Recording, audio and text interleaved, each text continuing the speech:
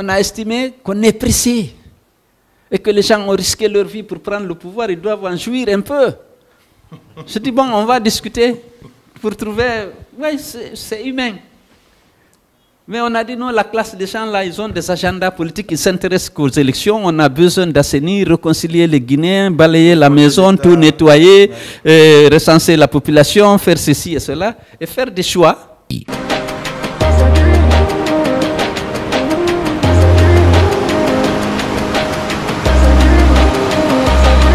Donc certains ont estimé que je pouvais apporter ça à l'UPR. Oui. Malheureusement, certains étaient hostiles. Ils estiment que j'ai nui à l'UPR, qu'on ne peut pas prendre le parti et me donner. Finalement, je me suis résolu à venir à l'UFDG. Il y avait la notoriété de Mamadou et de Baouri, il faut le dire, mais le parti n'était pas implanté.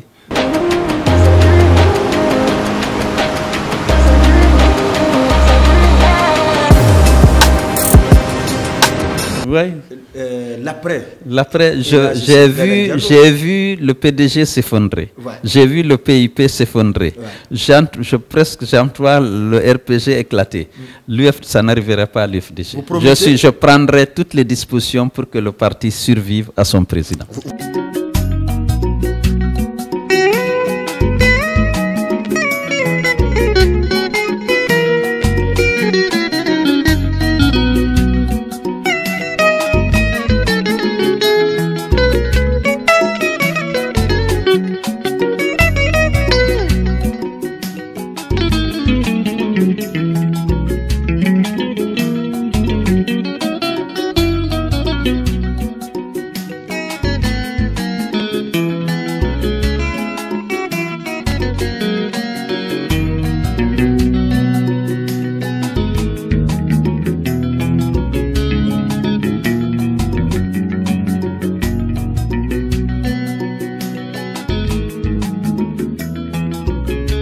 Des gens de l'UPR, pas la haute direction, viennent me voir, me dire non, il faut que tu viennes à l'UPR.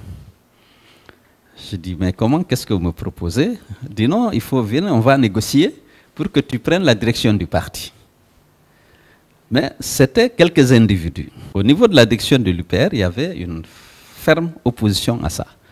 L'UPR, à tort ou à raison, me reprochait d'avoir affaibli le parti au Fouta en défendant le PIP, ce qui n'était pas tout à fait faux. Je ne visais pas l'UPR en tant que tel, mais j'ai fait la campagne pour le président Conté et parfois pour le PIP à l'occasion des élections législatives. Qu'est-ce que j'avais? Des arguments de taille. J'étais certes au gouvernement, mais j'estime qu'avec Conté, la liberté des citoyens a été une réalité. C'est une région où source d'émigration. Vous ne pouvez pas dire à votre allié d'aujourd'hui, au RPG, qu'à l'époque, la liberté des citoyens était garantie. Non, c'était... Attendez. Nous sommes en 84. Nous étions dans un régime très autoritaire. C'est vrai que Sékou Touré était le pionnier de la libération de la Guinée et même de la décolonisation de l'Afrique. Mais en ce qui concerne les libertés, en Guinée, il y avait énormément de restrictions. Vous vous souvenez du Camparo et tout, je ne reviens pas là-dessus sur ce débat entre partisans et adversaires de Sékou et de ce régime. Mais ce qui est vrai, avec Conté, c'était la liberté d'association, avec le multipartisme intégral, la liberté d'expression, la liberté d'entreprise, avec la liberté... réservé aux militants du RPG. Hein? Il veut faire allusion au traitement réservé par votre gouvernance. Non, je n'ai pas dit que le régime était parfait, mais on est sorti d'un régime autoritaire à un régime libéral. La liberté des citoyens était totale. Les gens pouvaient voyager, rentrer chez eux. Lorsqu'ils ont acquis des biens ou de l'argent, ils viennent investir dans leur village, on ne leur demande pas de compte. Cette liberté d'aller et de venir, d'investir, avec la libération de l'économie qui a accompagné, a permis à beaucoup de Guinéens de venir mener des activités de leur choix et de gagner de l'argent. Il y a eu donc cette liberté des citoyens qui a été quand même donnée par ce régime-là. Alors donc cette campagne-là, je l'ai menée pour dire qu'on n'avait pas raison de rejeter le président Conté, qu'il fallait le soutenir. C'est par celui-là que la liberté des citoyens et le développement local même est arrivé. Parce que beaucoup de ressortissants de la région ont construit des maisons, ils ont chez eux, Et il y a eu aussi l'effort d'investissement pour le désenclavement des villages, avec les pistes rurales, avec les centres de santé, avec des écoles partout. Je rappelle que lorsque le président Conté est arrivé, le taux d'inscription au brut était à 26%. On est passé à 76% à sa mort. Donc on ne peut pas dire que c'était nul. Mais bref, ce n'était pas là. On est sur la question de mon arrivée à l'UFDG. Alors l'UPR m'a proposé, certains cadres de l'UPR estimaient que j'avais ce qui manquait à leur leader, c'est-à-dire le réseau international, puisque lorsque j'étais Premier ministre, ils m'ont vu avec tous les grands de ce monde, le roi Fahd, le roi Abdallah, le président Bush, Obasanjo, Bouteflika. Le sommet des Nations Unies. Voilà. Un peu partout, converser avec des hommes, les grands de ce monde ou de l'Afrique. Donc ils ont certains ont estimé que je pouvais apporter ça à l'UPR. Oui. Malheureusement, certains étaient hostiles. Ils estiment que j'ai nui à l'UPR, qu'on ne peut pas prendre le parti et me donner. Finalement, je me suis résolu à venir à l'UFDG. Il y avait la notoriété de Mamadou et de Baouri, il faut le dire, mais le parti n'était pas implanté. Vous n'avez consulté personne pour prendre cette décision? J'ai consulté quelques amis. Qui, par exemple? J'ai consulté mon grand frère, le vieux Selou, je lui ai demandé, et puis j'ai Kassouri, à l'époque j'avais d'excellentes relations avec Kassouri, je lui ai demandé son avis. Bref, finalement, j'ai décidé de prendre... Qu'est-ce qu'il a dit, lui, particulièrement, Kassouri? Non, il m'a dit qu'il pense que c'est plus prudent pour moi d'aller à l'UFDG. D'accord. Qu'il connaissait? Connaissait, mais je lui ai posé le problème. Parce que finalement, l'offre de l'UPR... avec beaucoup de négociations, c'est d'aller pour être adjoint. Et puis, on verrait au moment des élections, il pourrait, compte tenu de mon expérience dans la gestion de l'État, il aurait pu peut-être me désigner comme candidat. Mais il n'y avait pas de garantie. Donc, mais au-delà de ça, mais il y avait ma propre analyse aussi de la situation. Donc, j'ai pris l'UFDG, j'ai accepté d'aller avec l'UFDG. Et puis, en novembre 2007, on m'a installé en attendant le congrès comme président de l'UFDG. Alors, voilà comment je suis arrivé. Comment j'ai fait de l'UFDG. Bon, oui, allez-y. Oui, allez-y, sans souci. Alors, votre histoire à la tête de l'UFDG, c'est aussi des élections, notamment celle de 2010, où vous êtes arrivé le premier tour, au premier tour avec 43,76%. Est-ce que vous y attendiez un tel score? À peine 3 ans à la tête du parti. Comment vous l'expliquez? Oui, d'abord, il faut peut-être... ça, c'était le résultat des efforts aussi qu'on a déployés. J'ai eu énormément de chance. Ce n'est pas qu'un mérite. Il y a une dose de chance. Lorsque j'ai pris le FDG, j'ai eu beaucoup d'hommes et de femmes qui ont décidé de me rejoindre, certains même de m'accompagner. Les ressortissants ont joué un rôle important. Les comités de soutien ont joué un rôle important. Il y avait déjà des comités de soutien qui étaient nés avant que je devienne à l'UFDG. Dès que j'ai eu mon intention de faire la politique était connue, il y a eu des comités de soutien, comme la section Motard, la section Sereta B, un comité de soutien à Dakar, il faut le rendre hommage, un comité de soutien à New York, un peu en Europe, pour m'encourager justement à faire la politique. Et la stratégie qu'on a essayé de mettre en œuvre en consultation avec le doyen Mamadou, il dit c'est l'implantation du parti. Parce qu'il m'a dit, écoute, on n'a pas implanté le parti parce qu'on n'a pas les moyens. Il faut vraiment, je pense que c'est la priorité. On a décidé donc de dépêcher des gens pour installer le parti sur l'ensemble du territoire national. À fin juin 2008, on avait une section dans les 304 CRD, dans les 304 sous-préfectures du pays. Et le secrétaire général avait une moto UFDG. Donc le parti s'est implanté dans tout le pays dès 2008. Et puis, on a commencé, au niveau de Conakry, on a eu près de 500 comités de base. 500 comités de base dans les secteurs. Et les sections, c'est au niveau des quartiers. Ensuite, les fédérations au niveau des communes. Après, on a décentralisé plus tard pour avoir par exemple, 3 fédérations à Ratoma et à Matoto. Mais au départ, chaque fédération, chaque commune avait une fédération. Chaque quartier, une section. Et chaque secteur d'un quartier, une section. On a fait ça dans tout le Grand Conakry. Et donc, cette implantation a permis de rendre l'UFDG visible sur l'ensemble du territoire national. Et donc, nous avons naturellement préparé, entre-temps il y a eu la chute, le décès, la mort du général Conté et l'arrivée de la junte avec laquelle on n'a pas eu de très bonnes relations, donc on a résisté à beaucoup. Mais déjà avant la mort du président de Conté, j'avais des conflits avec le PIP. Et avec le PIP et un peu l'UPR, même si c'était parce que la chance qu'on a eue, lorsque j'ai décidé donc d'envoyer des équipes pour implanter le parti, par exemple au Fouta, il y avait 2 partis. Il y avait le PIP et l'UPR. Mais les structures des 2 partis se bousculaient pour diriger l'UFDG. On a dit d'abord la fédération de Mamou avec toutes les structures, démissionner et rejoindre l'UFDG. C'est fait le tour de Dabola, de Tougué, de Koubia et de Mali, sauf l'Abbé où il y a eu une résistance au niveau de la fédération, mais pas au niveau de la population. Au niveau de la fédération, il y a une résistance farouche parce qu'on considérait que j'ai plutôt nui à l'UPR et que je suis en train encore de continuer à nuire à l'UPR. Donc nous avons implanté en forêt, en Côte-Guinée et en Basse-Guinée, partout dans toutes les sous-préfectures, il y avait une section de l'UFDG. Et donc c'est dans...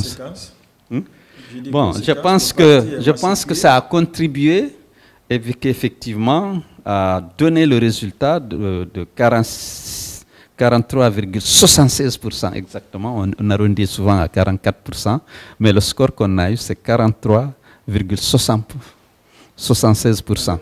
Vous dites que Feu Mamadou vous a dit nous n'avons pas pu installer le parti parce que nous n'avons pas eu les moyens. Vous, est-ce que vous êtes arrivé avec les moyens ou bien oui. vous avez construit, vous avez mis en place un dispositif de mobilisation de ressources vous permettant de vous installer aussi rapidement? Je dois dire qu'il y a eu beaucoup de militants ou de sympathisants qui ont décidé de m'accompagner. Y compris financièrement? Financièrement, oui, il y a eu des gens qui m'ont aidé. Il y a eu des gens qui m'ont aidé. Il y a quelqu'un qui m'a donné 300 motos. Il y a un autre qui m'a donné 200 motos. Donc si je dis que toutes les sous-préfectures, chaque section a une moto UFDG, c'était que les gens m'ont aidé. Il y a eu beaucoup de gens qui m'ont aidé. D'accord. Maintenant, aujourd'hui, est-ce que vous êtes fiers de ce que vous avez fait avec le parti? Malgré cette massification, vous n'êtes toujours pas au pouvoir. Est-ce que ça, ce n'est pas un goût d'inachevé? Oui, je dois d'abord dire que j'étais très satisfait du travail qui a été fait et qui a donné les résultats dont il vient de parler. Quand même, on est 24 candidats, donc 4 anciens premiers ministres, près d'une dizaine de ministres. Oui. Lorsque vous venez, moi j'ai commencé pratiquement en 2008 à faire la politique, pour moi. Donc, à obtenir un tel résultat, je m'en suis réjoui et je n'ai pas manqué de féliciter mes collaborateurs qui ont contribué à cette implantation. Ils étaient nombreux. Bien sûr que maintenant,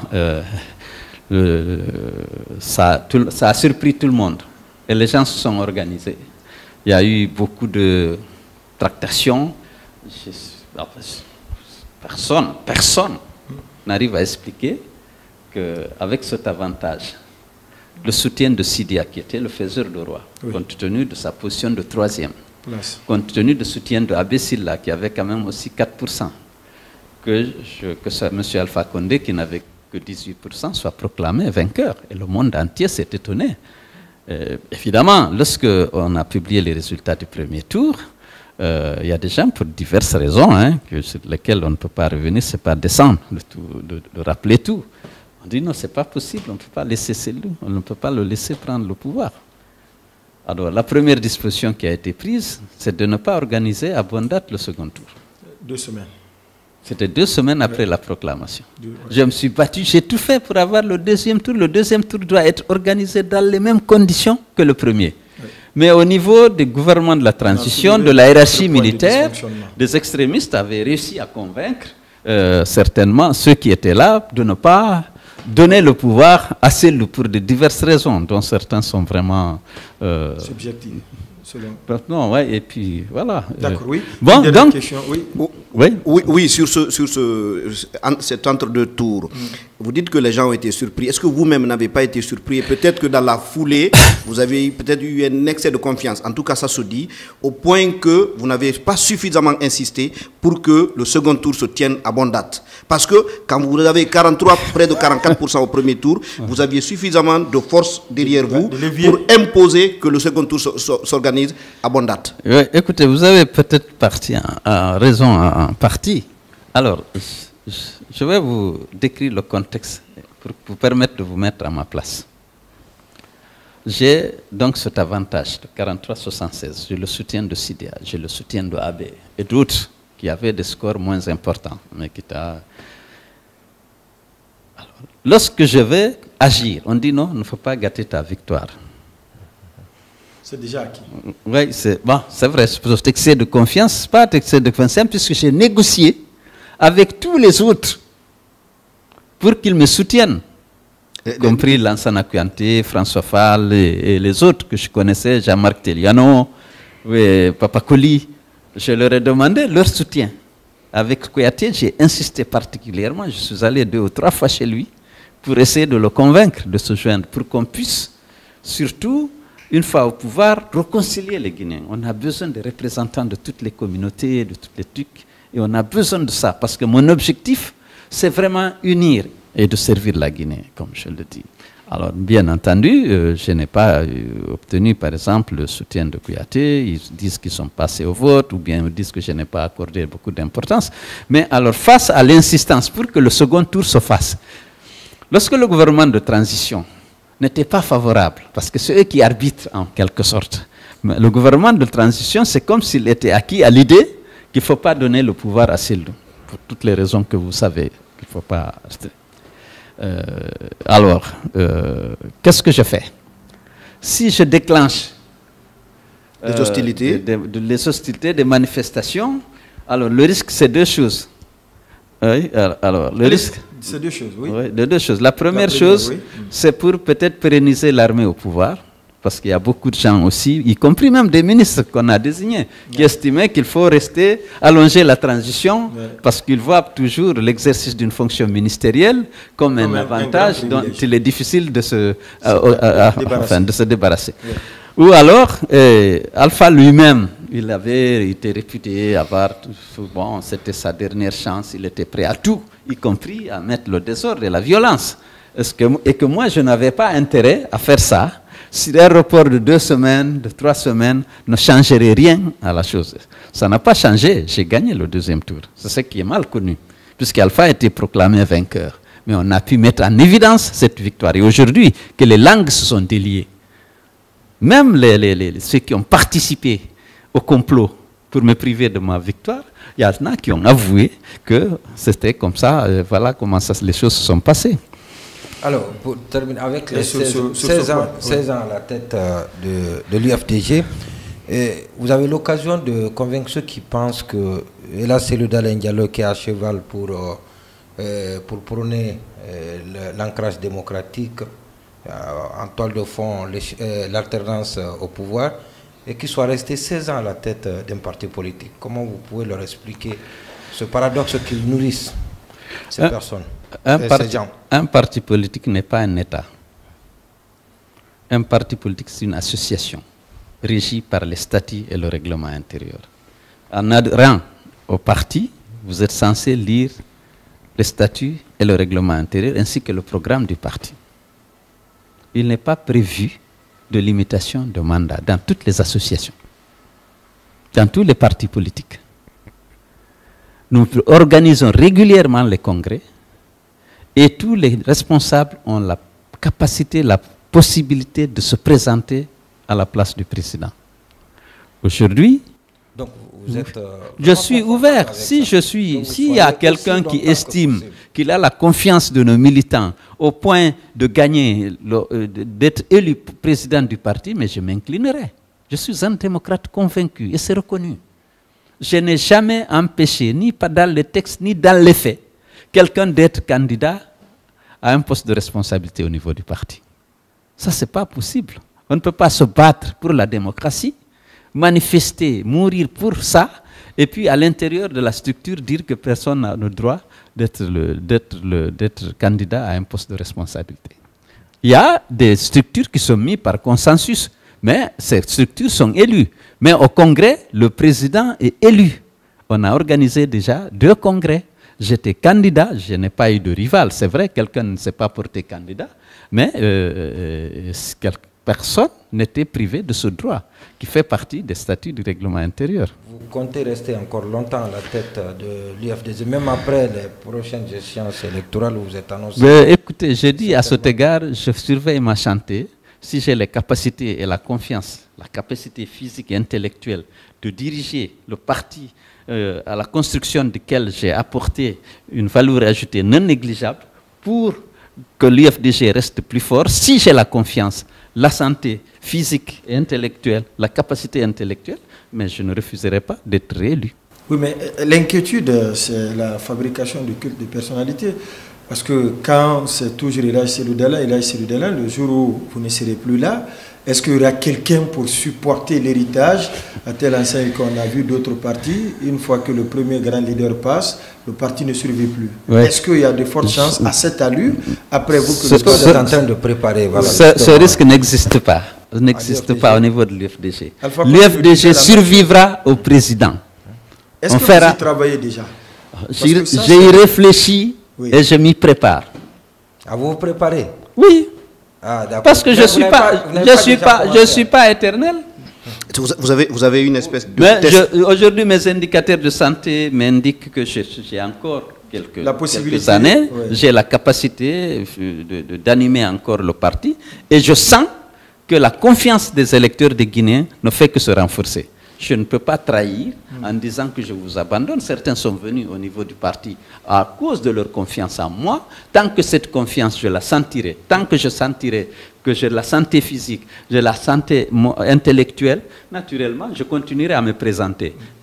Non, là nous sommes d'accord. Maintenant, c'est comment assurer l'après. L'après, j'ai vu le P.D.G s'effondrer. Ouais. J'ai vu le PIP s'effondrer. Ouais. J'emploie le RPG éclater. Ça n'arrivera pas à l'UFDG.